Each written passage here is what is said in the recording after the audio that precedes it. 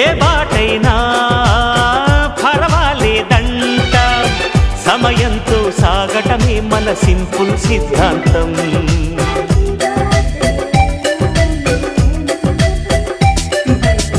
చిరుగాలికి పరిమళమిచ్చే సిరిమల్లెల వనమై ఉందాం, గగనాన్ని నేలను కలిపే హరివిల్లుల వంతెన అవుదాం. ఆనందం అంటే అర్థం మనమందా, ప్రతి పూట పాతై సాగే హుషారు సరిగమలో.